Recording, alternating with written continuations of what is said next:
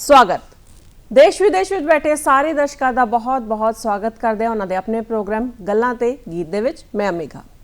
इम्तिहानां दी गल करिए तो इम्तिहान भावें जिंदगी दे होण या फिर विद्यार्थी जीवन दे विच हुंदे होए स्कूल या कॉलेज दे, इम्तिहानां तो हर एक नूं डर जरूर लगता है। पर यह डर उदों तक ही हुंदा है जदों इम्तिहानां दी तैयारी चंगी तरह ना की जाए। तो खास तौर पर जे मैं विद्यार्थी जीवन की गल करां तो विद्यार्थी जीवन दे विच तां इम्तिहानां दा बहुत ज़्यादा महत्व है। तो महत्व इस गल का भी है कि असीं इम्तिहानां की तैयारी किवें कर रहे हैं तो किस तरह साल के शुरुआत तो लैके अंत तक सानू इम्तिहानां की तैयारी करनी चाहिए है। तो अज गल्लां ते गीत प्रोग्राम दे विच इसी खास विषय ते गलबात करांगे कि प्रीख्या की जिहड़ी तैयारी है वो किवें करनी चाहिए है ताकि नतीजे बहुत ही वधिया आन।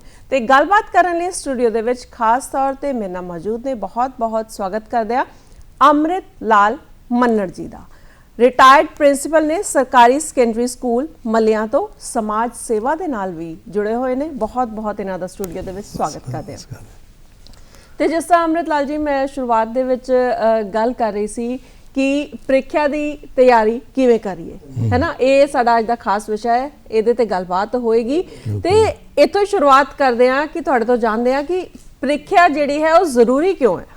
देखो जी, विद्यार्थी सारा साल पढ़ता है, बिल्कुल निर्धारित सिलेबस हुंदा है ते उन्हें की उहदे चों ग्रहण कीता की नहीं ग्रहण कीता उहदा मुलांकन ते करना बनदा ही है। सानू जे असीं उहदी किसी कसवट्टी ते परखांगे नहीं सानू की पता लगेगा कि इन्हें कितना ग्रहण कीता है। तो इहदे वास्ते एग्जाम बहुत जरूरी है जी। ते प्रीख्या की तैयारी किवें करे। एक विद्यार्थी जिहड़ा है उसनों पता है कि अज मैं किसी क्लास दे विच दाखिला है, मेरी कोई नवी क्लास शुरू हुई है या कॉलेज दे विच विद्यार्थी दाखिला लै रहे ने, उन्होंने पता है कि अगे जाके असी प्रीख्या देनी है, इम्तिहान देने हैं, तो शुरू तो ही किहड़ियां गल्लां दा ध्यान रखे। देखो जी, एक तो उन्होंने सिलेबस बारे पूरा ज्ञान होना चाहिए कि मतलब कि मैं पढ़ना की है, सारे साल सिलेबस पूरा ध्यान नाल पढ़े तो शुरू तो ही तैयारी रखे, उहदे नोट्स बनाए जी, मतलब कि जो कुछ पढ़दा दे नाल नाल नोट्स बनाई जाए ताकि उन्होंने अपने शब्दों में नोट कर लवे। तो जिहड़ा बच्चा आसानी नाल अपने हत्थां नाल खुद नोट्स तैयार करता है उन्होंने एग्जाम देना पूरी किताब पढ़ने की लोड़ नहीं पैंदी, शॉर्ट हो जाता, काम सौखा हो जाता जी। तो टाइम टेबल की जे गल लैके चलीए, देखो टाइम टेबल तो बहुत ही जरूरी है जीवन च। देखो उन्होंने हर सबजैक्ट का कि किहड़ा सबजैक्ट मेरा औखा है किहड़ा आसान है उहदे मुताबिक टाइम की वंड करनी चाहिए है। और अच्छे विद्यार्थी अपने टाइम की बहुत सदउपयोग करते हैं।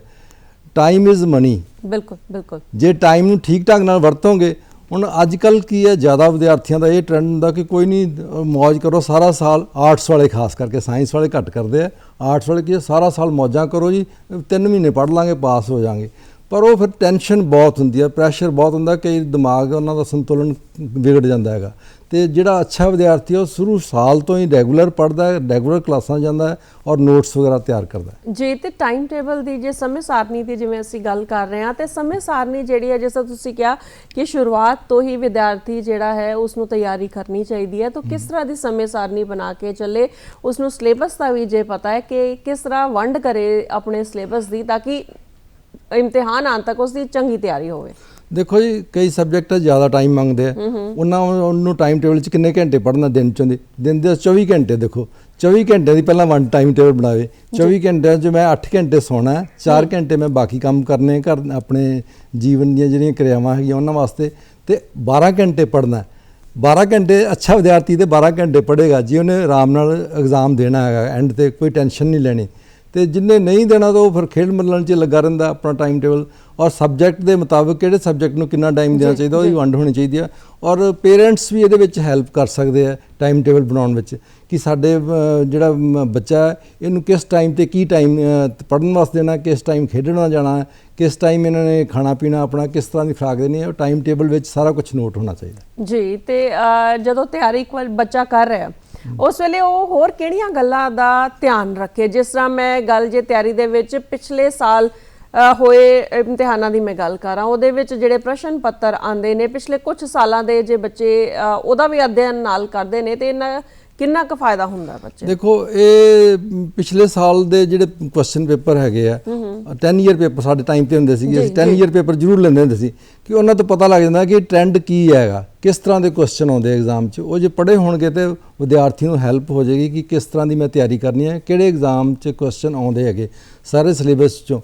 ਇੱਕ ਅੱਗੇ ਆਪਾਂ ਡਿਸਕਸ ਕਰਾਂਗੇ 80-20 ਰੂਲ ਹੁੰਦਾ ਜੀ, ਉਹਦੇ ਬਾਰੇ ਵੀ ਗੱਲ ਕਰਾਂਗੇ। ਤੇ ਜਿਸ ਤਰ੍ਹਾਂ ਪੇਪਰਸ ਦੀ ਗੱਲ ਹੋ ਰਹੀ ਹੈ, ਪਿਛਲੇ ਸਾਲ ਤੁਸੀਂ ਕਿਹਾ ਕਿ 10 ਸਾਲਾ ਜਿਹੜੇ ਪੇਪਰ ਹੈ, ਕੁਐਸਚਨ ਪੇਪਰ ਸਾਨੂੰ ਮਿਲ ਜਾਂਦੇ ਨੇ, ਉਹਦਾ ਅਧਿਐਨ ਸਾਨੂੰ ਕਰਨਾ ਚਾਹੀਦਾ। ਨਾਲ ਹੀ ਕੁਝ ਵਿਦਿਆਰਥੀ ਇਦਾਂ ਦੇ ਵੀ ਨੇ ਜਿਹੜੇ ਕਿ ਇਹ ਸੋਚਦੇ ਨੇ ਕਿ ਜਿਹੜੇ ਗੈਸਟ ਪੇਪਰ ਮਿਲਦੇ ਨੇ ਐਮ ਟਾਈਮ ਤੇ ਇਮਤਿਹਾਨਾਂ ਤੋਂ ਪਹਿਲੇ, ਜੇ ਗੈਸਟ ਪੇਪਰ ਅਸੀਂ ਪੜ੍ਹ ਲਈਏ ਤੇ ਅਸੀਂ ਆਸਾਨੀ ਨਾਲ ਪਾਸ ਹੋ ਜਾਵਾਂਗੇ। ਨਹੀਂ, ਗੈਸਟ ਪੇਪਰ ਪੜ੍ਹਨੇ ਜ਼ਰੂਰ ਚਾਹੀਦੇ ਆ, ਥੋੜਾ ਆਈਡੀਆ ਆ ਜਾਂਦਾ, ਪਰ ਕਈ ਵਾਰੀ ਗੈਸਟ ਪੇਪਰ ਦੀ ਗੈਸ ਨਿਕਲ ਜਾਂਦੀ ਹੈ ਕਿ ਉਹ ਬਿਲਕੁਲ ਹੀ ਟ੍ਰੈਂਡ ਐਗਜ਼ਾਮੀਨਰ ਦਾ ਪਤਾ ਨਹੀਂ ਕੀ ਮੂਡ ਹੈ, ਕਿਸ ਤਰ੍ਹਾਂ ਦਾ ਉਹਨੇ ਪੇਪਰ ਸੈੱਟ ਕਰਨਾ, ਪਰ ਉਹ ਧਿਆਨ ਜ਼ਰੂਰ ਰੱਖਦਾ ਕਿ ਪਿਛਲੇ ਸਾਲ ਕਿਹੜੇ ਕੁਐਸਚਨ ਆਏ ਸੀ, ਉਹਨਾਂ ਨੂੰ ਰਿਪੀਟ ਨਹੀਂ ਕਰਨਾ ਜਾਂ ਕਿਸ ਤਰ੍ਹਾਂ, ਥੋੜਾ ਇਸ ਤਰ੍ਹਾਂ ਦਾ ਟ੍ਰੈਂਡ ਜ਼ਰੂਰ ਹੁੰਦਾ ਹੈ। ਤਾਂ 10 ਈਅਰ ਪੇਪਰ ਜ਼ਿਆਦਾ ਇੰਪੋਰਟੈਂਟ ਹੈ, ਗੈਸਟ ਪੇਪਰ ਵੀ ਪੜ੍ਹ ਲਓ, ਤੁਹਾਨੂੰ ਹੈਲਪ ਮਿਲ ਜਾਂਦੀ ਹੈ, ਐਸੀ ਗੱਲ ਨਹੀਂ ਹੈਗੀ, ਰਿਵੀਜ਼ਨ ਤੁਹਾਡੀ ਹੋ ਜਾਂਦੀ ਹੈ ਇੰਪੋਰਟੈਂਟ ਸਬਜੈਕਟ ਦੀ। ਮਤਲਬ ਬਹੁਤ ਜ਼ਰੂਰੀ ਨੇ, ਪਰ ਜਿਹੜੇ ਵਿਦਿਆਰਥੀ ਸਿਰਫ ਇਹ ਸੋਚ ਕੇ ਇਮਤਿਹਾਨ ਦਿੰਦੇ ਨੇ ਕਿ ਗੈਸਟ ਪੇਪਰ ਪੜ੍ਹ ਕੇ ਅਸੀਂ ਪਾਸ ਹੋ ਜਾਵਾਂਗੇ, ਉਹ ਗਲਤ ਧਾਰਨਾ ਹੈਗੀ ਹੈ ਕਿ ਗੈਸਟ ਪੇਪਰ ਪੜ੍ਹ ਕੇ ਫਿਰ ਤੇ ਪੜ੍ਹਨ ਦੀ ਲੋੜ ਕਿ ਗੈਸਟ ਪੇਪਰ ਹੀ ਪੜ੍ਹ ਲਓ, ਉਹੀ ਤਿਆਰੀ ਕਰ ਲਓ,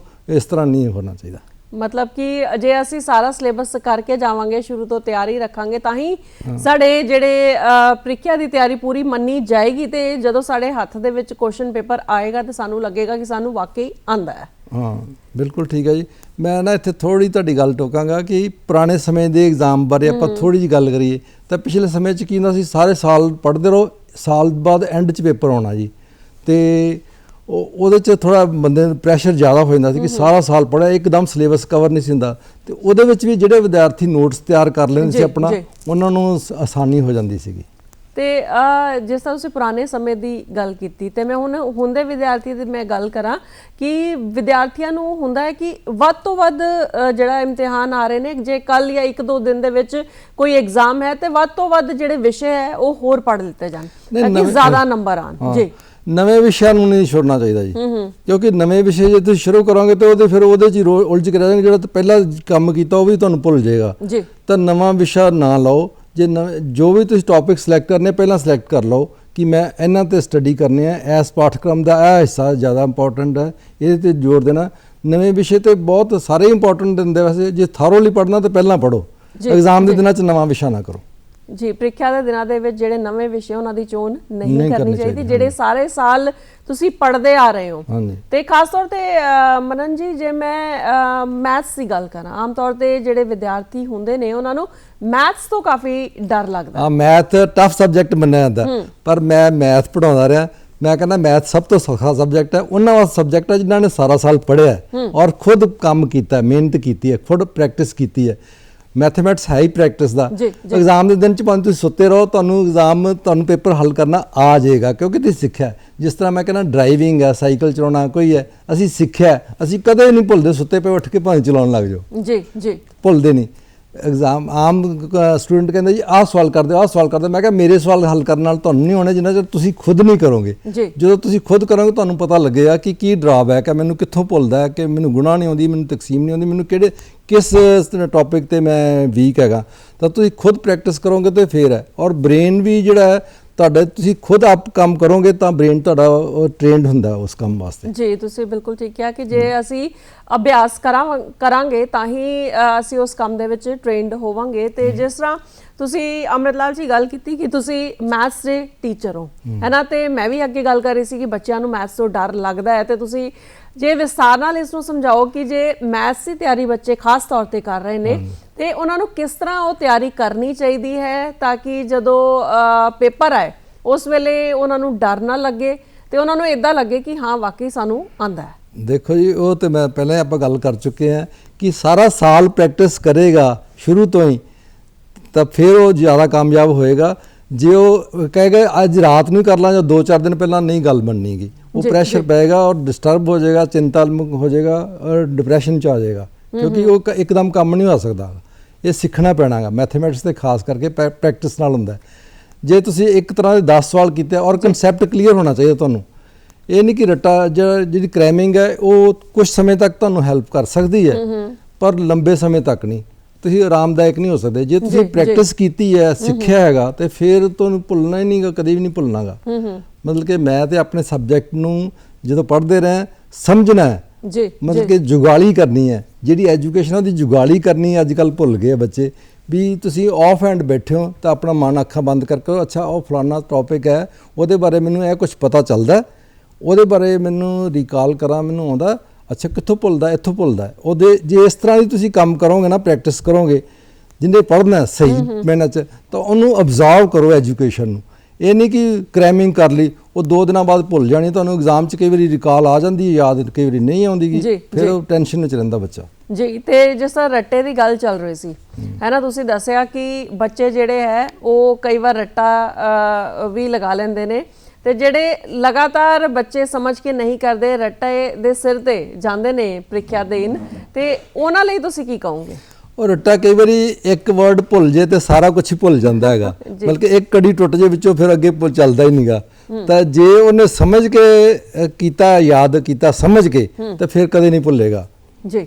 ਤੇ ਅੱਜ ਕੱਲ੍ਹ ਵੈਸੇ ਟ੍ਰੈਂਡ ਹੈ, ਪਰ ਲਾਈਫ ਵਿੱਚ ਵੀ ਇਹੋ ਜਿਹੇ ਬੱਚੇ ਫੇਲ ਹੁੰਦੇ ਆ। ਐਗਜ਼ਾਮ ਤੇ ਜ਼ਰੂਰ ਪਾਸ ਕਰ ਲਿਆ, ਕ੍ਰੈਮਿੰਗ ਵਾਲਾ ਕਈ ਵਾਰੀ ਕਰ ਜਾਂਦੇ, ਅੱਛੇ ਨੰਬਰ ਲੈ ਜਾਂਦੇ ਆ, ਪਰ ਲਾਈਫ ਵਿੱਚ ਉਹਨਾਂ ਨੂੰ ਫਿਰ ਉਹ ਐਜੂਕੇਸ਼ਨ ਦਾ ਫਾਇਦਾ ਕਿ ਜੇ ਕਿਤੇ ਯੂਜ਼ ਨਹੀਂ ਹੋਈ ਤੁਹਾਡੀ। ਬਿਲਕੁਲ ਬਿਲਕੁਲ। ਤੇ ਐਜੂਕੇਸ਼ਨ ਤੇ ਉਹ ਹੋਣੀ ਚਾਹੀਦੀ ਜਿਹੜੀ ਲਾਈਫ ਵਿੱਚ ਤੁਹਾਡੇ ਕੰਮ ਆਵੇ। ਬਿਲਕੁਲ ਤੁਸੀਂ ਠੀਕ ਕਿਹਾ ਕਿ ਅਸਲੀ ਮਕਸਦ ਜਿਹੜਾ ਹੈ ਉਹ ਐਜੂਕੇਸ਼ਨ ਦਾ ਇਹੀ ਹੈ ਕਿ ਜ਼ਿੰਦਗੀ ਜਿਉਣਾ ਵੀ ਸਾਨੂੰ ਉਹ ਐਜੂਕੇਸ਼ਨ ਦੇ ਨਾਲ ਆਉਣਾ ਚਾਹੀਦਾ। ਮੈਂ ਤਾਂ ਕਹਿੰਦਾ ਨਾ ਅੱਜ ਕੱਲ੍ਹ ਦੇ ਬੱਚੇ ਐਜੂਕੇਸ਼ਨ ਤੇ ਲੈ ਲਈ, ਪਰ ਐਜੂਕੇਟਡ ਨਹੀਂ ਗੇ। ਐਜੂਕੇਟਡ ਨਹੀਂ ਗੀ, ਕੁਆਲੀਫਿਕੇਸ਼ਨ ਲੈ ਲਈ, ਕੁਆਲੀਫਾਈਡ ਨਹੀਂ ਹੋਏਗੇ। ਮਤਲਬ ਕਿ ਉਹਨੂੰ ਜ਼ਿੰਦਗੀ 'ਚ ਕਿਵੇਂ ਅਬਜ਼ਰਵ ਨਹੀਂ ਕੀਤਾਗਾ।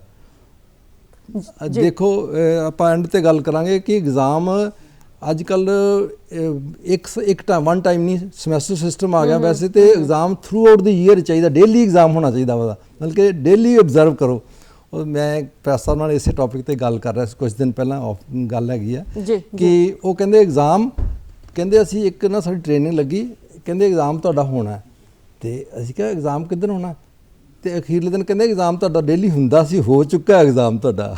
ਅੱਛਾ, ਉਹਨਾਂ ਨੂੰ ਪਤਾ ਹੀ ਨਹੀਂ ਲੱਗਾ ਵੀ ਐਗਜ਼ਾਮ ਤੁਹਾਡਾ ਹੋ ਗਿਆ। ਕਹਿੰਦੇ ਮਾਰਕਸ ਆ ਗਏ। ਮਾਰਕਸ ਵੀ ਕਿਸ ਤਰ੍ਹਾਂ ਤੇ ਕਿ ਇਹ ਗ੍ਰਾਫ ਬਣਾਇਆ, ਅਪ ਡਾਊਨ, ਇੰਨੇ ਵਿਦਿਆਰਥੀਆਂ ਨੇ 10 ਨੰਬਰ ਲਏ ਹੈ, ਇੰਨੇ ਵਿਦਿਆਰਥੀਆਂ ਨੇ 5 ਨੰਬਰ ਲਏ, ਇੰਨੇ ਨੇ 0 ਲਿਆ। ਇਹ ਟੌਪਰ ਤੇ ਹੈਗਾ, ਜਿਹੜਾ ਸਭ ਤੋਂ ਥੱਲੇ ਛੋਟੀ ਜਿਹੀ ਬਿੰਦੀ ਪਾਈ ਹੈ, ਇਹ ਟੌਪਰ ਹੈ ਜੀ, ਉੱਥੇ ਨਾਂ ਲਿਖਿਆ ਬੰਦੇ ਦਾ, ਮਤਲਬ ਇਹ ਐਗਜ਼ਾਮ ਰਿਜ਼ਲਟ ਹੈ ਤੁਹਾਡਾ। ਤੇ ਇਮਤਿਹਾਨਾਂ ਦੀ ਲਗਾਤਾਰ ਅਸੀਂ ਗੱਲਬਾਤ ਕਰ ਰਹੇ ਹਾਂ, ਤੇ ਵਿੱਚ ਤੁਸੀਂ ਇੱਕ ਨਿਯਮ ਦੀ ਗੱਲ ਕੀਤੀ ਸੀ ਕਿ 80-20 ਦਾ ਇੱਕ ਨਿਯਮ ਹੁੰਦਾ ਹੈ, ਤੇ ਉਹਦੇ ਬਾਰੇ ਵੀ ਜਾਣਨਾ। 80-20 ਦਾ ਨਿਯਮ ਹੈ ਕਿ ਨੌਲੇਜ ਤੇ ਕਿਤਾਬ 'ਚ ਬੜੀ ਹੁੰਦੀ ਹੈ, ਪਰ ਕੁਝ ਸਪੈਸੀਫਿਕ ਪਾਠਕ੍ਰਮ ਦਾ ਏਮ ਹੁੰਦਾ ਹੈ ਜਾਂ ਮੰਤਵ ਹੁੰਦਾ ਹੈ ਕਿ ਅਸੀਂ ਬੱਚੇ ਨੂੰ ਕੀ ਸਿਖਾਉਣਾ ਚਾਹੁੰਦੇ ਹਾਂ, ਉਹ 20% ਹੀ ਹੁੰਦਾ ਹੈ ਜੀ। ਤੇ ਉਹ 20% ਆਇਡੈਂਟੀਫਾਈ ਕਿਵੇਂ ਕਰਨਾ, ਸਿਲੇਬਸ ਵੀ ਜਿਹੜਾ ਪੇਪਰ ਪ੍ਰਸ਼ਨ ਪੱਤਰ ਸੈੱਟ ਹੁੰਦਾ ਨਾ, ਉਹ 80% ਦੀ ਥਾਂ ਤੇ ਮਤਲਬ ਕਿ 80% ਕਵਰ ਕਰਦਾ ਸਿਲੇਬਸ ਦਾ, ਤੇ ਹੁੰਦਾ 20% ਹੈ ਜੀ, ਪਰ ਮਾਰਕਸ ਵਿੱਚ 80% ਆ ਜਾਂਦੇ ਆ। ਤਾਂ ਉਹ ਆਇਡੈਂਟੀਫਾਈ ਕਿਵੇਂ ਕਰਦਾ ਬੱਚਾ, ਪੇਪਰਾਂ ਜਾਂ ਤੇ ਪਿਛਲੇ ਸਾਲਾਂ ਦੇ ਜਿਹੜੇ ਕੁਐਸਚਨ ਪੇਪਰ ਆ ਉਹਨਾਂ ਨੂੰ ਪੜ੍ਹ ਕੇ, ਜਾਂ ਆਪਣੀ ਪ੍ਰੋਫੈਸਰਸ ਨਾਲ ਜਾਂ ਟੀਚਰਸ ਨਾਲ ਕੰਸਲਟ ਕਰਕੇ ਕਿਹੜੇ ਇੰਪੋਰਟੈਂਟ ਵਿਸ਼ੇ ਹੈ, ਕਿਹੜਾ ਪੋਰਸ਼ਨ ਇੰਪੋਰਟੈਂਟ ਹੈ ਜੀ, ਉਹ ਆਇਡੈਂਟੀਫਾਈ ਪਹਿਲਾਂ ਕਰ ਲੈ ਤੇ ਆਸਾਨ ਹੋ ਜਾਂਦਾ ਉਹਨੂੰ, ਆਸਾਨ ਹੋ ਜਾਂਦਾ ਜੀ ਜੀ। ਤੇ ਗੱਲ ਜੇ ਖਾਸ ਤੌਰ ਤੇ ਇਹ ਕਰੀਏ ਕਿ ਜਦੋਂ ਬੱਚੇ ਇਮਤਿਹਾਨਾਂ ਦੀ ਤਿਆਰੀ ਕਰ ਰਹੇ ਹੁੰਦੇ ਨੇ, ਉਸ ਵੇਲੇ ਭੁੱਖ ਵੀ ਜ਼ਿਆਦਾ ਲੱਗਦੀ ਹੈ ਨਾ, ਤੇ ਕਈ ਵਾਰ ਭੁੱਖ ਸੁੱਕ ਵੀ ਜਾਂਦੀ ਹੈ, ਇਹ ਵੀ ਹੁੰਦਾ ਹੈ, ਪਰ ਜ਼ਿਆਦਾਤਰ ਭੁੱਖ ਜ਼ਿਆਦਾ ਲੱਗਦੀ ਹੈ। ਤੇ ਜਿਹੜਾ ਖਾਣ ਪੀਣ ਹੈ ਉਹ ਕਿਹਦਾ ਹੋਣਾ ਚਾਹੀਦਾ? ਸੰਤੁਲਿਤ ਭੋਜਨ ਲੈਣਾ ਚਾਹੀਦਾ ਜੀ, ਬੈਲੈਂਸ ਡਾਈਟ, ਨਰਿਸ਼ਸ ਡਾਈਟ ਲੈਣੀ ਚਾਹੀਦੀ ਹੈ। ਪੇਟ ਭਰ ਕੇ ਜ਼ਿਆਦਾ ਠੁੱਸ ਕੇ ਨਹੀਂ ਖਾਣਾ ਚਾਹੀਦਾ ਕਿ ਜਿਹਦੇ ਨਾਲ ਸੁਸਤੀ ਪਵੇ, ਤੇ ਫਰੂਟ ਤੇ ਨਟਸ ਵਗੈਰਾ, ਮੇਵੇ ਗਿਰੀਆਂ, ਥੋੜ੍ਹਾ ਜਿਹਾ ਹਲਕਾ ਫੁਲਕਾ ਪੌਸ਼ਟਿਕ ਖੁਰਾਕ ਲੈਣੀ ਚਾਹੀਦੀ ਹੈ, ਪੇਟ ਭਰ ਕੇ ਨਹੀਂ ਖਾਣਾ ਚਾਹੀਦਾ। ਔਰ ਮਾਂ-ਬਾਪ ਇਹਦੇ ਵਿੱਚ ਬੜੇ ਹੈਲਪਫੁਲ ਹੋ ਸਕਦੇ ਆ, ਮਾਵਾਂ ਖਾਸ ਕਰਕੇ, ਕਿ ਮੇਰੇ ਬੱਚੇ ਨੂੰ ਕਿਹੋ ਜਿਹੀ ਡਾਈਟ ਦੇਣੀ ਹੈ। ਬਿਲਕੁਲ। ਤੇ ਚਾਹ ਕੌਫੀ ਜਿੱਦਾਂ ਬੱਚੇ ਕਾਫੀ ਲੈ ਲੈਂਦੇ ਨੇ ਕਿ ਜਿੱਦਾਂ ਲੱਗਦਾ ਹੈ ਕਿ ਜੇ ਅਸੀਂ ਚਾਹ ਕੌਫੀ ਲਵਾਂਗੇ ਤੇ ਜ਼ਿਆਦਾ ਕਨਸੈਂਟਰੇਟ ਕਰ ਸਕਦੇ ਹਾਂ। ਨਹੀਂ, ਕਈ ਹੁੰਦਾ ਕਿ ਚਾਹ ਜ਼ਿਆਦਾ ਪੀਵਾਂਗੇ ਤਾਂ ਨੀਂਦ ਘੱਟ ਆਏਗੀ, ਪਰ ਉਹ ਬੈਡ ਇਫੈਕਟ ਕਰਦੀ ਹੈ ਚਾਹ ਜਿਹੜੀ ਜ਼ਿਆਦਾ ਜਿਹੜਾ ਕੋਈ ਵੀ ਚੀਜ਼, access of everything is bad. ਕਿਸੇ ਵੀ ਚੀਜ਼ ਦੀ ਬਹੁਤ ਆਦਤ ਜ਼ਿਆਦਾ ਨਹੀਂ ਹੁੰਦੀ ਠੀਕ, ਤੇ ਉਹ ਜੇ ਜ਼ਿਆਦਾ ਚਾਹ ਪੀਓਗੇ ਤੁਹਾਡੀ ਭੁੱਖ ਮਰ ਜਾਏਗੀ, ਤੁਹਾਡੀ ਸਿਹਤ ਤੇ ਉਹਦਾ ਮਾੜਾ ਪ੍ਰਭਾਵ ਪਏਗਾ। ਤਾਂ ਇਸ ਤਰ੍ਹਾਂ ਦੀਆਂ ਗਲਤੀਆਂ ਨਹੀਂ ਕਰਨੀਆਂ ਚਾਹੀਦੀਆਂ ਜੀ। ਤੇ ਖਾਸ ਤੌਰ ਤੇ ਜੇ ਨੀਂਦ ਦੀ ਗੱਲ ਕਰੀਏ ਹੈ ਨਾ, ਜਿੱਥੇ ਵਿਦਿਆਰਥੀਆਂ ਨੂੰ ਇਹ ਹੁੰਦਾ ਹੈ ਕਿ ਸਾਡੀ ਪ੍ਰੀਖਿਆ ਹੈ, ਅਸੀਂ ਤਿਆਰੀ ਕਰਨੀ ਹੈ, ਅਸੀਂ ਇੱਕ ਘੱਟ ਨੀਂਦ ਲਈਏ, ਘੱਟ ਸੋਈਏ ਤਾਂ ਕਿ ਜ਼ਿਆਦਾ ਸਮਾਂ ਪੜ੍ਹਨ ਨੂੰ ਮਿਲ ਜਾਵੇ, ਤੇ ਨੀਂਦ ਕਿੰਨੀ ਜ਼ਿਆਦਾ ਜ਼ਰੂਰੀ ਹੋ ਜਾਂਦੀ ਹੈ? ਦੇਖੋ ਜੀ, ਜਿਹੜਾ ਸਾਡਾ ਦਿਮਾਗ ਆ ਨਾ, ਉਹਨੂੰ ਰੈਸਟ ਜ਼ਰੂਰ ਚਾਹੀਦੀ ਹੈ। ਉਹ ਵੀ ਜੁਗਾਲੀ ਕਰਦਾ, ਉਹਨੇ ਅਬਜ਼ਰਵ ਕਰਨੀ ਹੁੰਦੀ ਹੈ, ਜੋ ਇਨਫੋਰਮੇਸ਼ਨ ਤੁਸੀਂ ਦਿੱਤੀ ਉਹਨੂੰ ਸੈਟਲ ਕਰਨਾ ਹੁੰਦਾ। ਤੇ ਉਹ ਸੈਟਲ ਕਦੋਂ ਕਰੂਗਾ? ਜਦੋਂ ਅਸੀਂ ਸੌਂਦੇ ਹਾਂ। ਜਦੋਂ ਸੌਂਦੇ ਹਾਂ ਸਾਡੀ એનર્ਜੀ ਜਿਹੜੀ ਤਾਂ ਸ਼ਕਤੀ ਹੈਗੀ ਆ ਉਹ ਰਿਵਾਈਵ ਹੁੰਦੀ ਹੈ ਜਦੋਂ ਅਸੀਂ ਸੌਂਦੇ ਹਾਂ। ਤਾਂ ਨੀਂਦ ਬਹੁਤ ਜ਼ਰੂਰੀ ਹੈ। ਜੇ ਤੁਸੀਂ ਸੌਂਗੇ ਨਹੀਂ, ਪੜ੍ਹਦੇ ਰਹਿੰਦੇ ਹੋ, ਫਾਇਦਾ ਉਠਾਈਏ, ਜ਼ਿਆਦਾ ਤੋਂ ਜ਼ਿਆਦਾ ਕਵਰ ਕਰ ਲਈਏ ਥੋੜ੍ਹੇ ਟਾਈਮ ਵਿੱਚ, ਤਾਂ ਉਹਦੇ ਨਾਲ ਕੀ ਹੈ, ਤੁਹਾਡੇ ਸਿਹਤ 'ਤੇ ਮਾੜਾ ਪ੍ਰਭਾਵ ਪਏਗਾ। ਔਰ ਨੀਂਦ ਬਹੁਤ ਹੀ ਜ਼ਰੂਰੀ ਹੈ ਜੀ। ਮਤਲਬ ਕਿ ਜੇ ਤੁਸੀਂ ਦਿਮਾਗੀ ਤੌਰ 'ਤੇ ਸੰਤੁਲਿਤ ਹੋ ਗਏ ਹੋ ਐਗਜ਼ਾਮ ਦੇ ਦਿਨਾਂ ਵਿੱਚ, ਤਾਂ ਚੰਗਾ ਪਰਫਾਰਮ ਕਰੋਗੇ ਜੀ। ਔਰ ਨੀਂਦ ਇਸ ਵਾਸਤੇ ਬਹੁਤ ਜ਼ਰੂਰੀ ਹੈ ਜੀ। ਆਪਣੀ ਗੱਲਬਾਤ ਇਸੇ ਤਰ੍ਹਾਂ ਕਰਦੇ ਰਵਾਂਗੇ। ਤੇ ਹੁਣ ਇੱਕ ਗੀਤ ਦਾ ਸਮਾਂ ਹੋ ਰਿਹਾ, ਦੇਖਤੇ ਸੁਣ ਲੈਣੇ ਗੀਤ, ਤੇ ਮੁੜ ਵਾਪਸ ਆ ਕੇ ਗੱਲਬਾਤ ਚੱਲਦੀ ਰਹੇਗੀ ਕਿ ਪ੍ਰੀਖਿਆ ਦੀ ਤਿਆਰੀ ਕਿਵੇਂ ਕਰਨੀ ਚਾਹੀਦੀ ਹੈ। ਕਿਉਂ ਕੋਲੋਂ ਦੀ ਲੰਘਦੀ ਏ ਹੌਕਾ ਜਿਹਾ ਭਰ ਕੇ ਨੀ,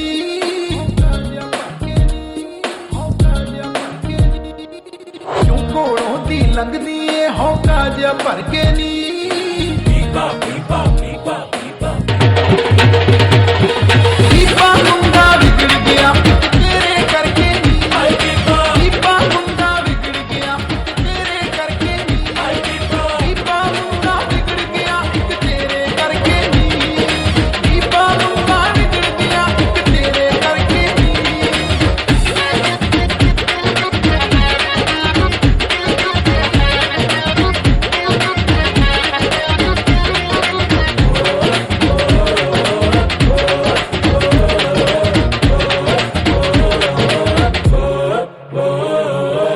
ਤੇਰੇ ਪਿੱਛੇ ਕਾਲਜ ਵਿੱਚੋਂ ਨਾਮ ਕਟਾ ਬੈਠਾ,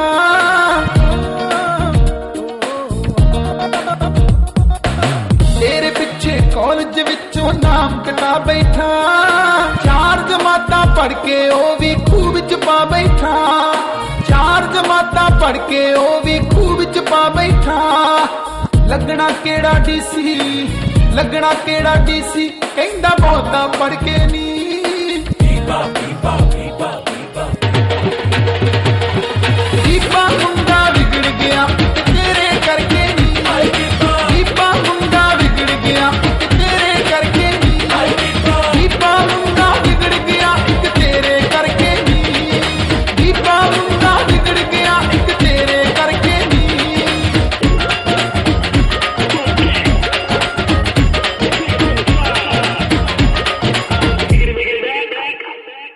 ਮਿੱਟੀ ਬੇਬੇ ਬਾਪੂ ਦੇ ਜੋ ਗੋਡੇ ਕੁੱਟਦਾ ਸੀ,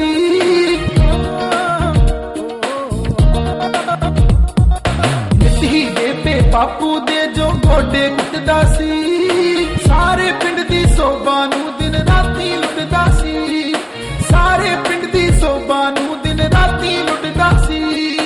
ਜਣੇ ਖਣੇ ਦੀ ਅੱਖ ਦੇ ਵਿੱਚ ਤਾਂ ਹੁਣ ਉਹ ਰੜ ਕੇ ਨੀ, ਪੀਪਾ ਪੀਪਾ ਪੀਪਾ ਪੀਪਾ ਪੀਪਾ ਮੁੰਡਾ ਵਿਗੜ ਗਿਆ ਤੇਰੇ ਕਰਕੇ ਨੀ, ਪੀਪਾ ਮੁੰਡਾ ਵਿਗੜ ਗਿਆ ਤੇਰੇ ਕਰਕੇ ਨੀ, ਪੀਪਾ ਮੁੰਡਾ ਵਿਗੜ ਗਿਆ ਤੇਰੇ ਕਰਕੇ ਨੀ, ਪੀਪਾ ਮੁੰਡਾ ਵਿਗੜ ਗਿਆ ਤੇਰੇ ਕਰਕੇ ਨੀ।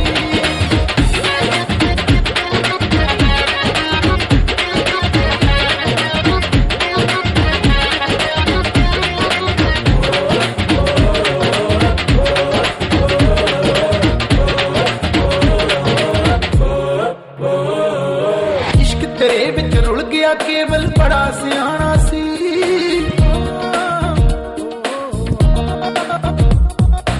ਇਸ਼ਕ ਤੇਰੇ ਵਿੱਚ ਰੁਲ ਗਿਆ ਕੇਵਲ ਬੜਾ ਸਿਆਣਾ ਸੀ, ਕਰਨ ਕਮਾਈਆਂ ਬਿਲਗੇ ਤੋਂ ਯੂਕੇ ਨੂੰ ਜਾਣਾ ਸੀ, ਕਰਨ ਕਮਾਈਆਂ ਬਿਲਗੇ ਤੋਂ ਯੂਕੇ ਨੂੰ ਜਾਣਾ ਸੀ।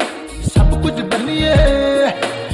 ਕੁਝ ਬਲੀਏ ਹੁਣ ਤਾਂ ਉਹ ਪੈ ਗਿਆ ਹਰ ਕੇ ਨੀ, ਪੀਪਾ ਪੀਪਾ ਪੀਪਾ ਪੀਪਾ ਪੀਪਾ ਮੁੰਡਾ ਵਿਗੜ ਗਿਆ ਤੇਰੇ ਕਰਕੇ ਨੀ, ਪੀਪਾ ਮੁੰਡਾ ਵਿਗੜ ਗਿਆ। ਤੁਸੀਂ ਵੇਖ ਰਹੇ ਹੋ ਜੀ ਪ੍ਰੋਗਰਾਮ ਗੱਲਾਂ ਤੇ ਗੀਤ ਤੇ ਪ੍ਰੀਖਿਆ ਦੀ ਤਿਆਰੀ ਕਿਵੇਂ ਕਰਨੀ ਹੈ। ਅਸੀਂ ਲਗਾਤਾਰ ਅੰਮ੍ਰਿਤ ਲਾਲ ਮੰਨਣ ਜੀ ਨਾਲ ਗੱਲਬਾਤ ਕਰ ਰਹੇ ਹਾਂ ਤੇ ਗੱਲਬਾਤ ਨੂੰ ਹੋਰ ਅੱਗੇ ਵਧਾਉਂਦੇ ਹਾਂ। ਤੇ ਅੰਮ੍ਰਿਤ ਲਾਲ ਜੀ, ਜਿਸ ਤਰ੍ਹਾਂ ਇਸ ਗੀਤ ਤੋਂ ਪਹਿਲਾਂ ਅਸੀਂ ਗੱਲ ਕਰ ਰਹੇ ਸੀ ਕਿ ਨੀਂਦ ਲੈਣੀ ਬਹੁਤ ਜ਼ਰੂਰੀ ਹੈ, ਖਾਸ ਤੌਰ ਤੇ ਵਿਦਿਆਰਥੀਆਂ ਦੀ ਜੇ ਗੱਲ ਕਰੀਏ, ਇਮਤਿਹਾਨ ਦੀ ਉਹ ਤਿਆਰੀ ਕਰ ਰਹੇ, ਉਹਨਾਂ ਨੇ ਪ੍ਰੀਖਿਆ ਦੇਣ ਜਾਣਾ ਤੇ ਨੀਂਦ ਵੀ ਬਹੁਤ ਜ਼ਰੂਰੀ ਹੈ। ਇਸ ਤੋਂ ਇਲਾਵਾ ਹੋਰ ਕੀ ਬੱਚੇ ਕਰ ਸਕਦੇ ਨੇ ਤਾਂ ਕਿ ਹੋਰ ਕੰਸੈਂਟਰੇਸ਼ਨ ਉਹਨਾਂ ਦੀ ਚੰਗੀ ਹੋ ਸਕੇ, ਉਹ ਹੋਰ ਚੰਗੇ ਤਰੀਕੇ ਕਿਸੇ ਚੀਜ਼ ਨੂੰ ਯਾਦ ਰੱਖ ਸਕਣ ਤੇ ਆਪਣੇ ਦਿਮਾਗ ਦੇ ਵਿੱਚ ਬਿਠਾ ਸਕਣ? ਪਹਿਲਾਂ ਨੀਂਦ ਦੀ ਗੱਲ ਕਰਦੇ ਹਾਂ ਜੀ।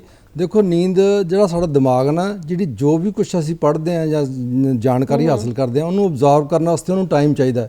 ਤੇ ਉਹ ਕਦੋਂ ਅਬਜ਼ਰਵ ਕਰਦਾ ਦਿਮਾਗ? ਜਦੋਂ ਅਸੀਂ ਨੀਂਦ ਲੈ ਰਹੇ ਹਾਂ।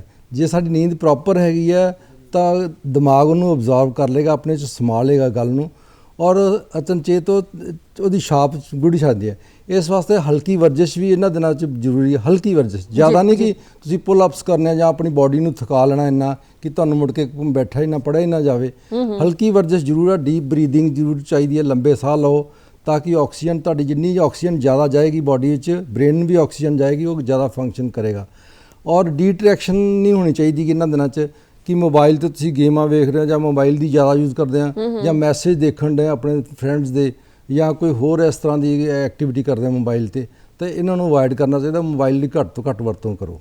ਤੇ ਆਮ ਤੌਰ ਤੇ ਅਸੀਂ ਦੇਖਦੇ ਹਾਂ ਕਿ ਵਿਦਿਆਰਥੀ ਕਈ ਵਾਰ ਇਦਾਂ ਹੀ ਕਰਦੇ ਆ ਕਿ ਜੇ ਪੜ੍ਹਦੇ ਲੱਗਦਾ ਹੈ ਕਿ ਹੁਣ ਬ੍ਰੇਕ ਦੀ ਸਾਨੂੰ ਲੋੜ ਹੈ ਤੇ ਉਹ ਕਹਿੰਦੇ ਕਿ ਚਲੋ ਮੋਬਾਈਲ 5 ਮਿੰਟ ਚਲਾ ਲੈਂਦੇ ਆ ਤੇ ਉਸ ਤੋਂ ਬਾਅਦ ਮੁੜ ਕੇ ਪੜ੍ਹ ਲਵਾਂਗੇ। ਪਰ ਉਹ 5 ਮਿੰਟ ਨਹੀਂ ਰਹਿੰਦੇ, ਉਹ ਕਾਫੀ ਦੇਰ ਫਿਰ ਉਹ ਸਮਾਂ ਜਿਹੜਾ ਹੈ ਉਹ ਇਹਨਾਂ ਗੈਜਟਸ ਦੇ ਵਿੱਚ ਨਿਕਲ ਜਾਂਦਾ। ਬਿਲਕੁਲ ਜੀ। ਮੋਬਾਈਲ ਦੇਖੋ ਅੱਜ ਕੱਲ੍ਹ ਜ਼ਰੂਰੀ ਹੋ ਗਿਆ, ਮੋਬਾਈਲ ਸਟੱਡੀ ਦਾ ਪਾਰਟ ਬਣ ਗਿਆ ਹੈਗਾ। ਕਿਸੇ ਟਾਈਮ ਸੀ ਕਿ ਪੇਰੈਂਟਸ ਕਹਿੰਦੇ ਸੀ ਮੋਬਾਈਲ ਨੂੰ ਹੱਥ ਨਹੀਂ ਲਾਉਣਾ, ਹੁਣ ਕਹਿੰਦੇ ਮੋਬਾਈਲ ਲੈ ਕੇ ਦਿਓ ਜੀ, ਕਿ ਸਮੇਂ ਦੀ ਲੋੜ ਹੈ। ਔਰ ਅੱਛਾ ਗੈਜਟ ਹੈ, ਐਸੀ ਗੱਲ ਨਹੀਂ। ਸਾਇੰਸ ਦੀਆਂ ਜਿੰਨੀਆਂ ਵੀ ਕਾਢਾਂ ਹੈਗੀਆਂ ਉਹਨਾਂ ਦੇ ਫਾਇਦੇ ਵੀ ਹੈ, ਨੁਕਸਾਨ ਵੀ ਹੈ। ਜੇ ਤੁਸੀਂ ਉਹਨੂੰ ਗਲਤ ਵਰਤੋਗੇ ਤਾਂ ਨੁਕਸਾਨ ਹੋ ਜਾਊਗਾ। ਜੇ ਤੁਸੀਂ ਠੀਕ ਦਿਮਾਗ ਨਾਲ ਵਰਤਦੇ ਹੋ ਤਾਂ ਉਹਦੇ ਫਾਇਦੇ ਹੀ ਬੜੇ ਹੈਗੇ। ਮੋਬਾਈਲ ਦੇ ਬਹੁਤ ਜ਼ਿਆਦਾ ਫਾਇਦੇ ਨੇ, ਤੁਹਾਡੀ ਜ਼ਿੰਦਗੀ ਬਹੁਤ ਆਸਾਨ ਕਰਤੀ ਹੈ ਮੋਬਾਈਲ ਨੇ। ਪਰ ਜੇ ਤੁਸੀਂ ਉਹ 'ਤੇ ਫਿਲਮਾਂ ਵੇਖੀ ਜਾਓ, ਕਾਰਟੂਨ ਵੇਖੀ ਜਾਓ ਜਾਂ ਹੋਰ ਲਟਰਮ ਫਟਰਮ ਵੇਖੀ ਜਾਓ ਤਾਂ ਉਹ ਤੁਹਾਡੇ ਲਾਈਫ ਜਿਹੜੀ ਹੈ ਡੀਟਰੈਕਟ ਕਰ ਦੇਗੀ, ਤੁਹਾਡੀ ਦਿਸ਼ਾ ਜਿਹੜੀ ਹੈ ਬਦਲ ਦੇਗੀ ਲਾਈਫ ਦੀ। ਤਾਂ ਵਿਦਿਆਰਥੀਆਂ ਨੂੰ ਚਾਹੀਦਾ ਕਿ ਮੋਬਾਈਲ ਜਿੱਥੇ ਜ਼ਰੂਰੀ ਹੈ ਉੱਥੇ ਹੀ ਵਰਤੋ।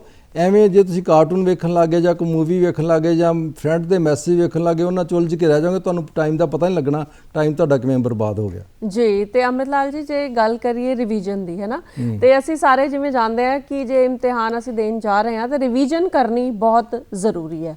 ਤੇ ਇੱਕ ਤਾਂ ਹੁੰਦੀ ਹੈ ਰਿਵੀਜ਼ਨ ਕਰਨੀ, ਅਭਿਆਸ ਕਰੀਏ ਕਿ ਪਿੱਛੇ ਅਸੀਂ ਕੀ ਪੜ੍ਹਿਆ ਹੈ ਨਾ, ਤੇ ਇੱਕ ਹੁੰਦਾ ਲਾਸਟ ਮਿੰਟ ਰਿਵੀਜ਼ਨ। ਇਹਨਾਂ ਦੋਨਾਂ ਚੀਜ਼ਾਂ ਨੂੰ ਲੈ ਕੇ ਚੱਲੀਏ ਤਾਂ ਦੋਨਾਂ ਬਾਰੇ ਤੁਹਾਡੇ ਤੋਂ ਜਾਣਦੇ ਕਿੰਨੀ ਜ਼ਰੂਰੀ ਹੈ? ਦੇਖੋ, ਰਿਵੀਜ਼ਨ ਤੇ ਉਹਨੂੰ ਦੁਬਾਰਾ ਵੇਖਣਾ ਤੇ ਬਹੁਤ ਜ਼ਰੂਰੀ ਹੈ, ਕਿਹੜਾ ਮੇਰਾ ਰਹਿ ਗਿਆ, ਕਿਹੜਾ ਮੈਨੂੰ ਰੀਕਾਲ ਆਉਂਦਾ ਕਿ ਨਹੀਂ। ਪਰ ਲਾਸਟ ਮਿੰਟ ਜਿਹੜੀ ਰਿਵੀਜ਼ਨ ਆ ਉਹ ਨਹੀਂ ਕਰਨੀ ਚਾਹੀਦੀ, ਕਿਉਂਕਿ ਉਹਦੇ ਨਾਲ ਪੈਨਿਕ ਹੋ ਜਾਂਦਾ। ਕਈ ਵਾਰੀ ਕੋਈ ਸਾਨੂੰ ਸਬਜੈਕਟ ਨਹੀਂ ਆਉਂਦਾ, 1 ਮਿੰਟ 'ਚ ਨਹੀਂ ਰੀਕਾਲ ਹੋ ਸਕਦਾਗਾ, ਤਾਂ ਅਸੀਂ ਪੈਨਿਕ ਹੋ ਜਾਈਏ, ਮੈਨੂੰ ਤਾਂ ਕੁਛ ਵੀ ਨਹੀਂ ਆਉਂਦਾ, ਮੈਂ ਸਾਰਾ ਸਾਲ ਪੜ੍ਹਿਆ ਹੀ ਨਹੀਂਗਾ ਕੁਛ। ਤਾਂ ਇਸ ਤਰ੍ਹਾਂ ਦੀ ਗਲਤੀ ਨਹੀਂ ਕਰਨੀ ਚਾਹੀਦੀ। ਕਈ ਵਾਰੀ ਅਸੀਂ ਦੇਖਦੇ ਹਾਂ ਕਿ ਐਗਜ਼ਾਮ ਦੇਣ ਜਾ ਰਹੇ ਬੱਚੇ ਪਾਪਾ ਦੇ ਸਕੂਟਰ ਦੇ ਪਿੱਛੇ ਬੈਠੇ ਪੜ੍ਹੀ ਜਾ ਰਹੇ, ਉਹਦੇ ਨਾਲ ਕੁਛ ਨਹੀਂ ਹੋਣਾਗਾ। ਤੁਸੀਂ ਪੈਨਿਕ ਹੋਵੋਗੇ, ਆਪਣਾ ਦਿਮਾਗੀ ਸੰਤੁਲਨ ਖਰਾਬ ਕਰ ਲਓਗੇ। ਇਹੋ ਜਿਹੀਆਂ ਗਲਤੀਆਂ ਨਹੀਂ ਕਰਨੀਆਂ। ਜੇ ਤੁਹਾਨੂੰ ਐਡੇ ਚਿੰਤਤ ਹੈਗੇ ਆ ਤਾਂ ਤੁਸੀਂ ਇੰਨੇ ਸਾਲ ਐਗਜ਼ਾਮ ਦਿੱਤਾ, ਉਹ ਸਿੱਖੋ ਕੁਛ ਕਿ ਸ਼ੁਰੂ ਤੋਂ ਜਿਹੜਾ ਬੱਚਾ ਰੈਗੂਲਰ ਪੜ੍ਹਦਾ ਹੈ, ਰੈਗੂਲਰ ਕੰਮ ਕਰਦਾ, ਉਹਨੂੰ ਇਹੋ ਜਿਹੀ ਚਿੰਤਾ ਨਹੀਂ ਆਉਂਦੀਆਂ, ਉਹ ਸੰਤੁਲਿਤ ਰਹਿੰਦਾ ਹੈਗਾ ਜੀ।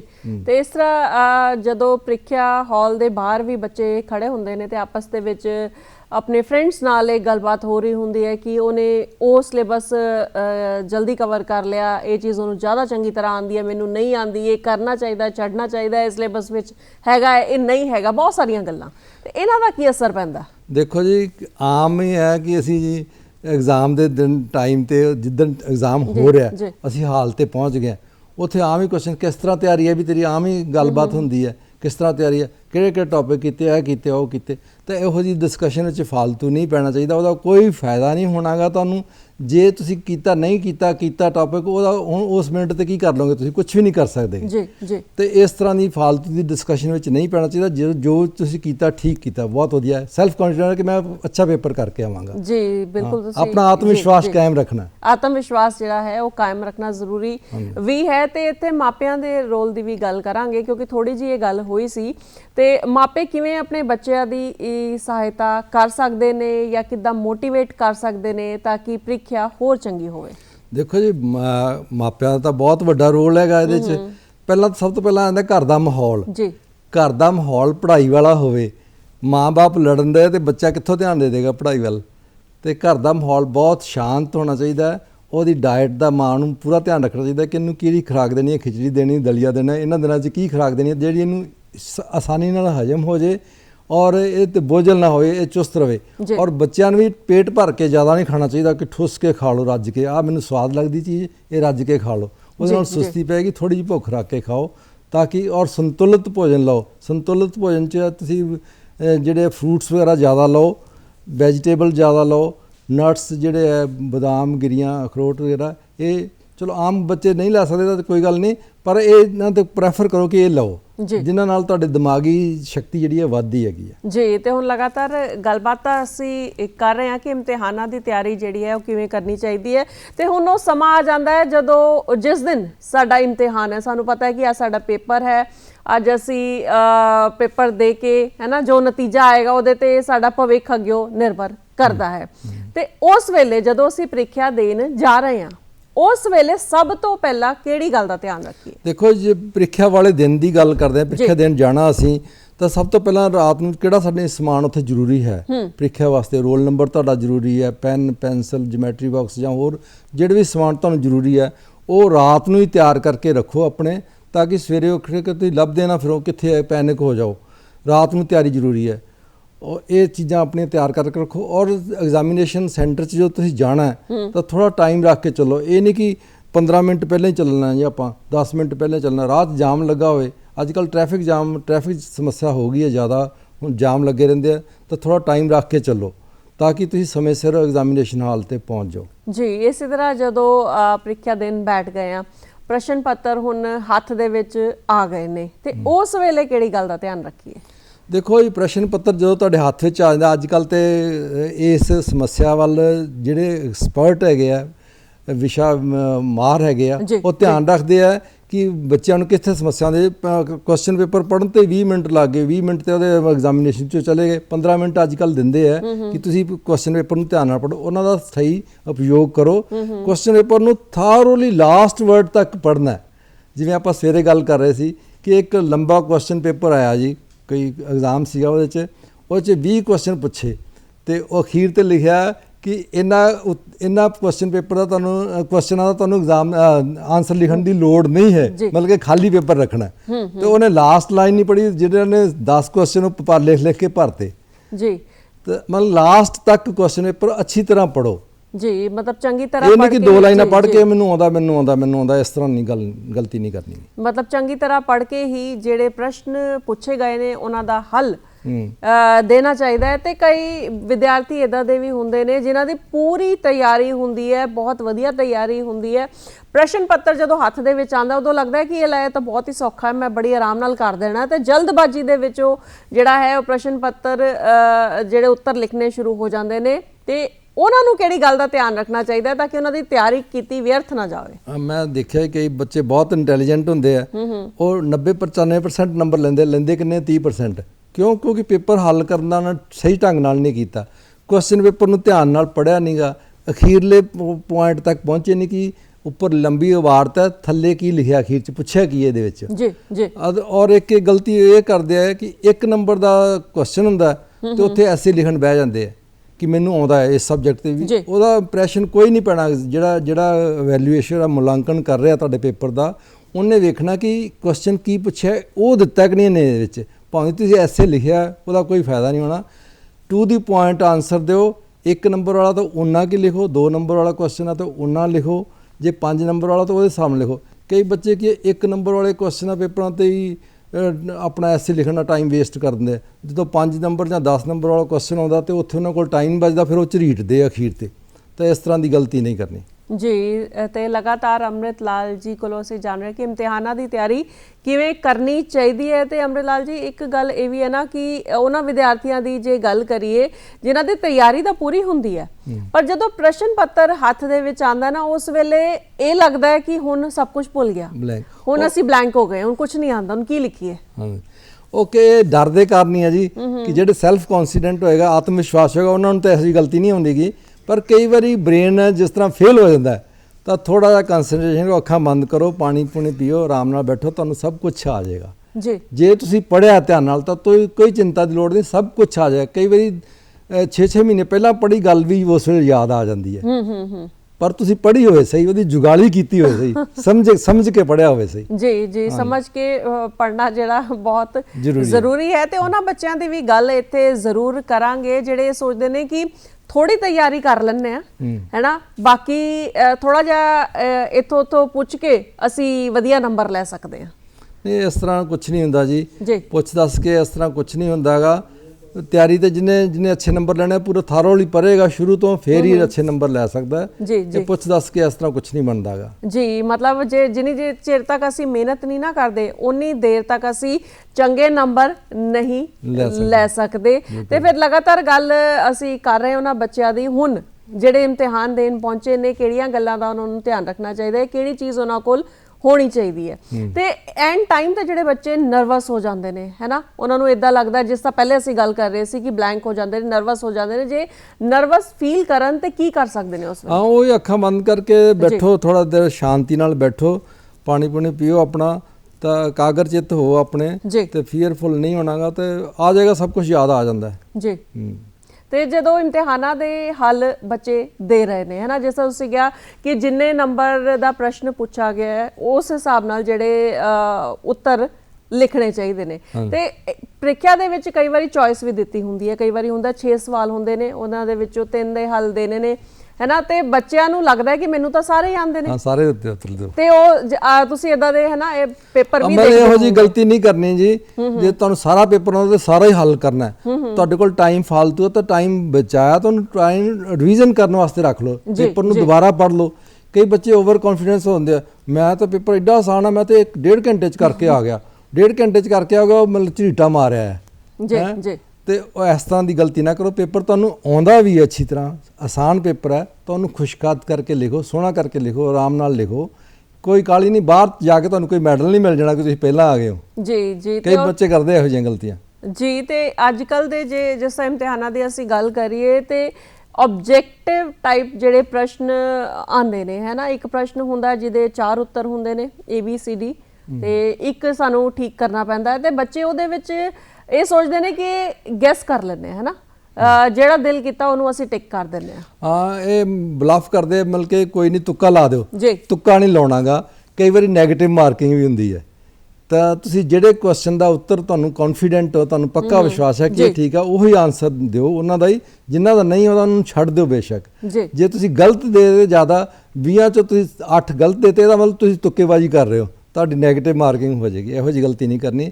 ਜਿਹੜਾ ਕੁਐਸਚਨ ਦਾ ਤੁਹਾਨੂੰ ਉੱਤਰ ਆਉਂਦਾ ਹੈ ਉਹੀ ਦਿਓ ਸਹੀ। ਤੇ ਜਿਸ ਅਸੀਂ ਗੱਲ ਪਹਿਲੇ ਕੀਤੀ ਕਿ ਜਿਹੜੇ ਪੇਰੈਂਟਸ ਹੈ ਉਹਨਾਂ ਦਾ ਕੀ ਰੋਲ ਹੋਣਾ ਚਾਹੀਦਾ ਹੈ ਇਮਤਿਹਾਨਾਂ ਦੀ ਤਿਆਰੀ ਦੇ ਵਿੱਚ, ਜਾਂ ਆਪਣੇ ਬੱਚਿਆਂ ਨੂੰ ਕਿੱਦਾਂ ਮੋਟੀਵੇਟ ਕਰ ਸਕਦੇ ਨੇ। ਇਸੇ ਤਰ੍ਹਾਂ ਤੁਸੀਂ ਜਿਸ ਤਰ੍ਹਾਂ ਪ੍ਰਿੰਸੀਪਲ ਰਿਟਾਇਰ ਹੋਏ ਨੂੰ ਤੇ ਅਧਿਆਪਕ ਹੋ, ਤੇ ਕਿਸ ਤਰ੍ਹਾਂ ਬੱਚਿਆਂ ਨੂੰ ਮੋਟੀਵੇਟ ਇੱਕ ਅਧਿਆਪਕ ਕਰ ਸਕਦਾ ਹੈ ਉਸ ਦੇ ਸੁਨਹਿਰੇ ਭਵਿੱਖ ਲਈ? ਦੇਖੋ ਜੀ, ਹਰ ਕੰਮ ਨੂੰ ਸਮੇਂ ਸਿਰ ਕਰੋ ਤਾਂ ਉਹਦਾ ਹੀ ਬੈਨੀਫਿਟ ਹੁੰਦਾ। ਤੇ ਘਰ ਵਿੱਚ ਜੇ ਪੇਰੈਂਟਸ ਹੈਗੇ ਤਾਂ ਪੇਰੈਂਟਸ ਆਪਣੇ ਕੰਮ ਠੀਕ ਢੰਗ ਨਾਲ ਕਰ ਰਹੇ ਆ, ਸਮੇਂ ਸਿਰ ਕਰ ਰਿਹਾ, ਤਾਂ ਬੱਚਾ ਜ਼ਰੂਰ ਸਿੱਖੇਗਾ ਉਹਨਾਂ ਤੋਂ। ਤਾਂ ਇਹੀ ਹੈ ਕਿ ਸਾਰਾ ਸਾਲ ਕੰਮ ਕਰੋ ਇੱਕ ਲਗਾਤਾਰ। ਇਹ ਨਹੀਂ ਕਿ ਲਾਸਟ ਮਿੰਟ ਤੇ ਬਾਹਰੋਂ ਆਈ ਜੰਜ ਤੇ ਵਿਡਨੋ ਕੁੜੀ ਦੇ ਕੰਨ, ਉਹ ਗੱਲ ਨਹੀਂ ਕਰਨੀ ਹੈਗੀ। ਫਿਰ ਪੈਨਿਕ ਹੀ ਹੋਏਗਾ, ਫਿਰ ਤੁਹਾਨੂੰ ਚਿੰਤਾ ਵਧੇਗੀ, ਫਿਕਰ ਵੀ, ਡਰ ਵੀ ਵਧੇਗਾ, ਸਭ ਕੁਝ ਹੋਏਗਾ, ਤੇ ਰਿਜ਼ਲਟ ਅੱਛੇ ਨਹੀਂ ਹੋਣਗੇ। ਜੇ ਤੁਸੀਂ ਅੱਛੇ ਨੰਬਰ ਲੈਣੇ ਆ ਤਾਂ ਸ਼ੁਰੂ ਤੋਂ ਹੀ ਤਿਆਰੀ ਰੱਖੋ, ਲਗਾਤਾਰ ਪੜ੍ਹੋ, ਰੈਗੂਲਰ ਪੜ੍ਹੋ।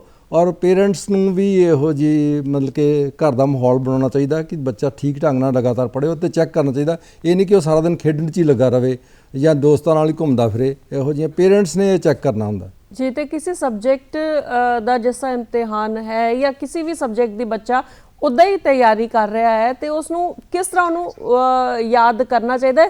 ਖਾਸ ਤੌਰ ਤੇ ਮੈਂ ਪਹਿਲਾਂ ਇੱਥੇ ਮੈਥਮੈਟਿਕਸ ਦੀ ਗੱਲ ਕਰਾਂਗੀ, ਕਿਉਂਕਿ ਤੁਸੀਂ ਮੈਥਮੈਟਿਕਸ ਦੇ ਅਧਿਆਪਕ ਰਹੇ ਹੋ, ਤਾਂ ਕਿਸ ਤਰ੍ਹਾਂ ਬੱਚੇ ਨੂੰ ਉਸ ਦੀ ਤਿਆਰੀ ਕਰਨੀ ਚਾਹੀਦੀ ਹੈ? ਦੇਖੋ ਜੀ, ਮੈਥਮੈਟਿਕਸ ਦੀ ਜੇ ਗੱਲ ਕਰੀਏ ਤਾਂ ਪ੍ਰੈਕਟਿਸ ਪ੍ਰੈਕਟਿਸ ਪ੍ਰੈਕਟਿਸ ਇੱਕੋ ਹੀ ਲਫ਼ਜ਼ ਹੈ, ਪ੍ਰੈਕਟਿਸ। ਜਿਹੜਾ ਬੱਚਾ ਪ੍ਰੈਕਟਿਸ ਖੁਦ ਕੰਮ ਕਰਦਾ ਨਾ, ਉਹਨੂੰ ਕਦੀ ਵੀ ਫੇਲ ਨਹੀਂ ਹੋਏਗਾ, ਕਿਉਂਕਿ ਉਹ ਸਾਰੇ ਜਿਹੜੀਆਂ ਪ੍ਰੋਬਲਮਸ ਆ ਉਹਨੂੰ ਪਤਾ ਲੱਗ ਜਾਂਦੀਆਂ। ਔਰ ਜਦੋਂ ਤੁਸੀਂ ਕੰਮ ਖੁਦ ਕਰਦੇ ਹੋ, ਤੁਹਾਡਾ ਦਿਮਾਗ ਵੀ ਵਿੱਚ ਇਨਵੋਲਵ ਹੁੰਦਾ, ਤੁਹਾਡੇ ਹੱਥ ਵੀ ਹੁੰਦੇ, ਸਾਰਾ ਕੁਝ, ਸਾਰੀਆਂ ਸੈਂਸਸ ਤੁਹਾਡੀਆਂ ਆਉਂਦੀਆਂ, ਤਾਂ ਪੱਕਾ ਹੋ ਜਾਂਦਾ ਇਸ ਕਰਕੇ ਪ੍ਰੈਕਟਿਸ ਕਰਨੀ ਬਹੁਤ ਜ਼ਰੂਰੀ ਹੈ। ਤੇ ਫਾਰਮੂਲਾ ਦੀ ਗੱਲ ਕਰੀਏ, ਕਿਉਂਕਿ ਖਾਸ ਤੌਰ ਤੇ ਮੈਥਸ ਦੀ ਗੱਲ ਚੱਲ ਰਹੀ ਹੈ ਤੇ ਬੱਚਿਆਂ ਨੂੰ ਫਾਰਮੂਲਾਸ ਤੋਂ ਡਰ ਲੱਗਦਾ ਹੈ ਕਿ ਫਾਰਮੂਲਾਸ ਜਿਹੜੇ ਹੈ ਉਹ ਭੁੱਲ ਜਾਂਦੇ ਨੇ ਜਾਂ ਮਿਕਸ ਹੋ ਜਾਂਦੇ ਨੇ, ਹੈ ਨਾ। ਇਹਦੇ ਲਈ ਬੱਚੇ ਕਿੱਦਾਂ ਤਿਆਰੀ ਕਰਨ, ਕੀ ਟਿਪਸ ਹੈ ਉਹਨਾਂ ਲਈ? ਦੇਖੋ ਇਹ ਕੋਈ ਫਾਰਮੂਲਾ ਉਹਦੀ ਮਹੱਤਤਾ ਕੀ ਹੈ, ਕਿਉਂ ਬਣਾਇਆ ਗਿਆ, ਉਹਨੂੰ ਸਮਝਣਾ ਚਾਹੀਦਾ। ਜਿਸ ਤਰ੍ਹਾਂ ਅਸੀਂ ਏਰੀਆ ਦਾ ਫਾਰਮੂਲਾ ਲੈ ਲੈਂਦੇ ਹਾਂ, ਲੈਂਥ ਇਨਟੂ ਬ੍ਰੈਥ ਹੈ, ਤਾਂ ਜਿਸ ਤਰ੍ਹਾਂ ਮੇਜ਼ ਸਾਡੇ ਕੋਲ ਪਿਆ ਹੈ, ਇਹਦਾ ਅਸੀਂ ਖੇਤਰਫਲ ਦਾ ਮਤਲਬ ਕੀ ਹੈ, ਉਹਨੂੰ ਖੇਤਰਫਲ ਦਾ ਮਤਲਬ ਪਤਾ ਹੋਣਾ ਚਾਹੀਦਾ, ਫਿਰ ਉਹ ਸਮਝੇਗਾ ਕਿ ਇਹਨੂੰ ਅਸੀਂ ਟੁਕੜਿਆਂ 'ਚ ਵੰਡਿਆ ਜੀ, ਲੈਂਥ ਕਿੰਨੀ ਹੈ, ਬ੍ਰੈਥ ਕਿੰਨੀ ਹੈ, ਤੇ ਕਿੰਨੇ ਇਹਦੇ 'ਚ ਸਕੁਅਰ ਬਣ ਸਕਦੇ ਛੋਟੇ ਛੋਟੇ, ਉਹਦੇ ਤੇ ਅਸੀਂ ਏਰੀਆ ਨੂੰ ਕਹਿੰਦੇ ਨੇ ਸਕੁਅਰ ਲਾਉਣੇ ਆ। ਜੇ ਸਕੁਅਰ ਜਾਂ ਵਰਗ ਮੀਟਰ, ਵਰਗ ਸੈਂਟੀਮੀਟਰ, ਵਰਗ ਇੰਚ, ਵਰਗ ਫੁੱਟ, ਵਰਗ ਗਜ, ਵਰਗ ਕਿਉਂ ਹੈ ਕਿ ਇਹਨਾਂ ਨੂੰ ਵਰਗਾਂ ਵਿੱਚ ਅਸੀਂ ਵੰਡਤਾ ਏਰੀਆ ਨੂੰ, ਜੀ ਛੋਟੇ ਛੋਟੇ ਵਰਗਾਂ 'ਚ ਵੰਡਤਾ ਕਿ ਇਹਦੇ 'ਚ ਇੰਨੇ ਵਰਗ ਬਣ ਸਕਦੇ ਆ ਜੀ। ਤਾਂ ਉਹ ਜੇ ਉਹਦਾ ਕਨਸੈਪਟ ਕਲੀਅਰ ਹੈ ਤਾਂ ਫਿਰ ਫਾਰਮੂਲਾ ਯਾਦ ਹੋ ਜਾਏਗਾ। ਜੇ ਤੁਸੀਂ ਉਂਝ ਕਰਾਂ ਲੈਂਥ ਇਨਟੂ ਬ੍ਰੈਥ, ਪੈਰੀਮੀਟਰ ਕਿਵੇਂ ਕੱਢਣਾ, ਇਹਦਾ ਘੇਰਾ ਕਿਵੇਂ ਕੱਢਣਾ, ਉਹਦਾ ਫਾਰਮੂਲਾ ਕੀ ਹੈ। ਜੇ ਤੁਸੀਂ ਐਕਚੁਅਲੀ ਜਿਵੇਂ 2 ਵਾਰੀ ਦੇਖੋ ਜੀ ਲੰਬਾਈ ਆਈ ਹੈ, 2 ਵਾਰੀ ਚੌੜਾਈ ਆਈ ਹੈ, ਅੱਛਾ ਫਾਰਮੂਲਾ ਕੀ ਬਣਿਆ, 2 ਬ੍ਰੈਕਟ ਲੰਬਾਈ ਜਮਾ ਚੌੜਾਈ, ਫਿਰ ਤੇ ਸਮਝ ਆ ਜਾਊਗਾ। ਜੇ ਤੁਸੀਂ ਸਮਝ ਕੇ ਕੀਤਾ, ਜੇ ਤੁਸੀਂ ਕ੍ਰੈਮਿੰਗ ਕੀਤੀ, ਅੱਛਾ ਘੇਰੇ ਦਾ ਫਾਰਮੂਲਾ ਕਿਹਾ 2 ਬ੍ਰੈਕਟ ਵਿੱਚ ਲੰਬਾਈ ਜਮਾ ਚੌੜਾਈ, 2 ਬ੍ਰੈਕਟ ਵਿੱਚ ਲੰਬਾਈ ਜਮਾ ਚੌੜਾਈ, ਨਾ ਆ ਪਿਆ ਮੇਜ਼, ਇਹਦਾ ਅਸੀਂ ਘੇਰਾ ਕੱਢਣਾ। ਘੇਰਾ ਕੀ ਹੈ ਵੀ ਇਹਦੇ 'ਚ ਘੁੰਮਣਾ, ਅਸੀਂ ਦੁਬਾਰੇ ਇਹਦੇ ਦੁਆਲੇ ਅਸੀਂ ਘੁੰਮਣਾ ਹੈ, ਤਾਂ ਇਹਦਾ ਘੇਰਾ ਆ ਜਾਊਗਾ। ਤੇ ਘੇਰੇ 'ਚ ਕੀ ਹੁੰਦਾ ਵੀ 2 ਵਾਰੀ ਲੰਬਾਈ ਆਈ ਹੈ, 2 ਵਾਰੀ ਚੌੜਾਈ ਆਈ ਹੈ, ਤਾਂ ਫਾਰਮੂਲਾ ਬਣ ਗਿਆ। ਸਮਝ ਕੇ ਫਾਰਮੂਲੇ ਨੂੰ ਯਾਦ ਕਰੋ ਤੇ ਫਿਰ ਕੋਈ ਨਹੀਂ ਭੁੱਲਦਾ, ਫਿਰ ਕਦੇ ਵੀ ਨਹੀਂ ਭੁੱਲੇਗਾ ਜੀ। ਅੰਮ੍ਰਿਤਲਾਲ ਮਨਨ ਜੀ, ਹੁਣ ਜਾਂਦੇ ਜਾਂਦੇ ਵਿਦਿਆਰਥੀਆਂ ਲਈ ਕੁਝ ਖਾਸ ਟਿਪਸ ਜ਼ਰੂਰ ਦਿਓ ਕਿ ਕਿਸ ਤਰ੍ਹਾਂ ਉਹ ਤਿਆਰੀ ਕਰਨ ਤਾਂ ਕਿ ਹਮੇਸ਼ਾ ਹੀ ਨਤੀਜੇ ਵਧੀਆ ਰਹਿਣ। ਦੇਖੋ ਜੀ, ਜੇ ਤੇ ਤੁਸੀਂ ਵਧੀਆ ਨਤੀਜੇ ਲੈਣੇ ਤੇ ਲਗਾਤਾਰ ਪੜ੍ਹਨਾ ਪਏਗਾ ਤੁਹਾਨੂੰ। ਤੇ ਜੇ ਤੁਸੀਂ ਕਹਿੰਦੇ ਹੋ ਕਿ ਲਾਸਟ ਮਿੰਟ ਤੇ ਉਹ ਤਾਂ ਡੋਜਿੰਗ ਹੈ, ਧੋਖਾ ਹੈ, ਆਪਣੇ ਨਾਲ ਵੀ ਤੇ ਸਮਾਜ ਨਾਲ ਵੀ ਧੋਖਾ। ਤੁਸੀਂ ਅੱਛੇ ਇਨਸਾਨ ਨਹੀਂ ਬਣ ਸਕਦੇ ਲਾਸਟ ਮਿੰਟ ਜੇ ਤੁਸੀਂ ਕਹੋ ਵੀ ਤਿਆਰੀ ਕਰਕੇ ਐਗਜ਼ਾਮ ਪਾਸ ਕਰਨ ਦੀ ਮਤਲਬ ਹੈ। ਤੇ ਐਗਜ਼ਾਮ ਇਹੋ ਜਿਹੇ ਪਾਸ ਕਰਨ ਦਾ ਫਾਇਦਾ ਕਿ ਜ਼ਿੰਦਗੀ 'ਚ ਤੁਹਾਡੇ ਕਿਤੇ ਕੰਮ ਹੀ ਨਹੀਂ ਆਇਆ ਜਾਂ ਅੱਗੇ ਜਾ ਕੇ। ਐਗਜ਼ਾਮ ਤੇ ਉਹ ਹੈ ਨਾ, ਤੁਸੀਂ ਕੋਈ ਐਜੂਕੇਸ਼ਨ ਲਈ ਤੇ ਜੀਵਨ ਵਿੱਚ ਤੁਹਾਡੇ ਫਾਇਦਾ ਵੀ ਹੋਏ ਉਹਦਾ। ਤੇ ਜੇ ਤੇ ਐਜੂਕੇਸ਼ਨ ਕ੍ਰੈਮਿੰਗ ਕਰਕੇ ਲੱਟੇ ਲਾ ਕੇ ਲੈ ਲਈ ਤੇ ਉਹਦਾ ਫਾਇਦਾ ਕੋਈ ਨਹੀਂ। ਜੀ ਅੰਮ੍ਰਿਤਲਾਲ ਮਨਨ ਜੀ, ਤੁਸੀਂ ਸਟੂਡੀਓ ਦੇ ਵਿੱਚ ਆਏ, ਇਮਤਿਹਾਨਾਂ ਦੀ ਤਿਆਰੀ ਨੂੰ ਲੈ ਕੇ ਤੁਸੀਂ ਬਹੁਤ ਵਧੀਆ ਗੱਲਾਂ ਦੱਸੀਆਂ, ਤੁਹਾਡਾ ਬਹੁਤ ਬਹੁਤ ਸ਼ੁਕਰੀਆ। ਮੈਂ ਵੀ ਦੂਰਦਰਸ਼ਨ ਦਾ ਧੰਨਵਾਦੀ ਹਾਂ ਜੀ, ਮੈਨੂੰ ਮੌਕਾ ਦਿੱਤਾ ਇੱਥੇ ਆਉਣ ਦਾ ਤੇ ਆਪਣੇ ਵਿਚਾਰ ਸਾਂਝੇ ਕਰਨ ਦਾ।